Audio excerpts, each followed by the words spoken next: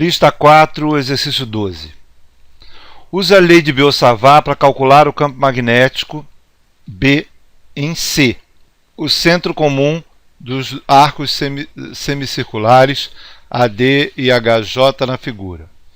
Os dois arcos de raio R1 e R2, respectivamente, formam parte do círculo ADJ-HA, transportando a corrente I. Bem, a ideia é usar a lei de Biot-Savart para poder calcular o campo magnético no ponto C. E a gente tem claramente na figura uma espira, feita por dois arcos de duas linhas retas, onde o que a gente precisa fazer são dois arcos e duas linhas retas, é calcular o campo magnético de cada parte e somar. Bom, de cara a gente pode calcular das duas linhas retas, que é bem simples. A ideia é, o que diz a lei de Biot-Savart? Diz que o campo magnético gerado por um pedaço de fio dl é dB, que é μ0I sobre 4π dl produto vetorial com o versor R dividido por R ao quadrado, onde o versor R é um versor que indica a direção e sentido do vetor posição do ponto com relação a dl, cuja tamanho é Rzinho, Rzinho ao quadrado, que está aqui embaixo. Então, por exemplo, se eu pego, no caso dos setores, de A, H e JD, no caso desses dois setores, se eu pego em cada um deles um pedacinho fio dl, cuja corrente está nesse sentido, da esquerda para a direita, então dl, que é o vetor de deslocamento das cargas, está para cá, o vetor posição do ponto com relação a dl é esse aqui. Esse aqui é o meu vetor R.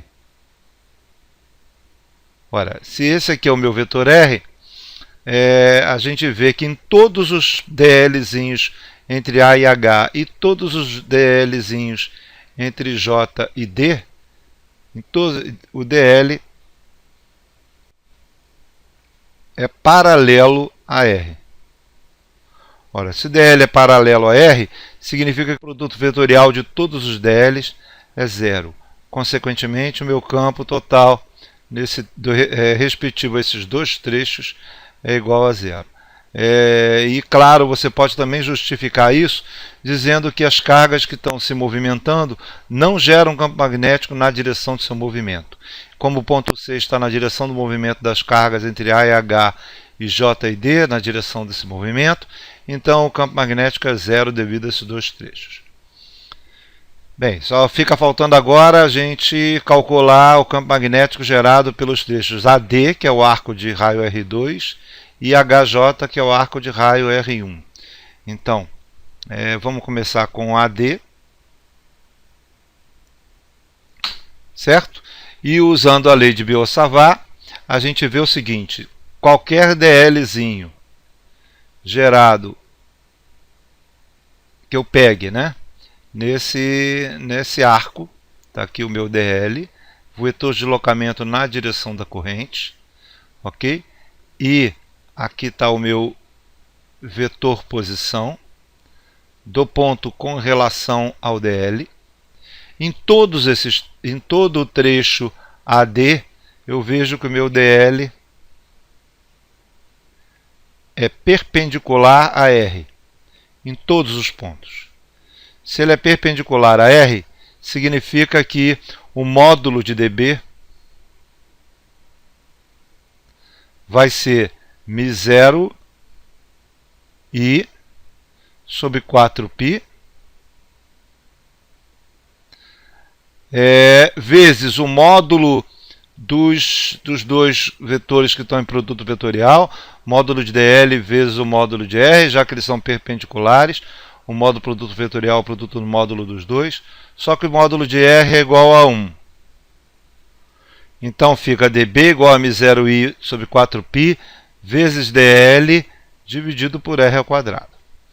como o módulo do versor R é igual a 1, então ele fica vezes 1. Certo? Bem, mas tem um detalhe, o Rzinho, ele é o vetor posição do ponto com relação a DL. Para todos os DLs, o meu Rzinho é o mesmo, é o R2. Então, isso aqui fica μ0i sobre 4π dl sobre R2 ao quadrado. Bem, a soma de todos os campos gerados em todo o arco vai me dar um campo magnético igual μ0i é constante, o 4π e o R2 são constantes também, então fica aqui R2 ao quadrado. A única soma que eu vou precisar fazer é a soma em cima dos DLs. Olha, soma em cima de DL, eu estou somando os comprimentos dos arcos DL, então, consequentemente, a soma de todos os DLs entre A e D é o comprimento desse arco aqui, que é πr2. Então, ficaria μ0i sobre 4π R2 ao quadrado vezes π R2. No caso, o R2 corta com R2, fica só R2 embaixo, o π corta com π, e a expressão para o nosso campo magnético, nesse caso, fica μ0i sobre 4R2. Bem, só resta saber a direção e sentido do campo. No caso, o I, como o campo é perpendicular a DL e R, então o campo, a única direção é perpendicular ao plano do desenho. Então ele está para dentro ou para fora do plano. No caso, no sentido de DL vetor R, então o nosso campo magnético ele vai estar para fora. Então, o nosso vetor campo magnético, nesse caso, ele está para fora. Eu vou chamar esse campo do do setor AD.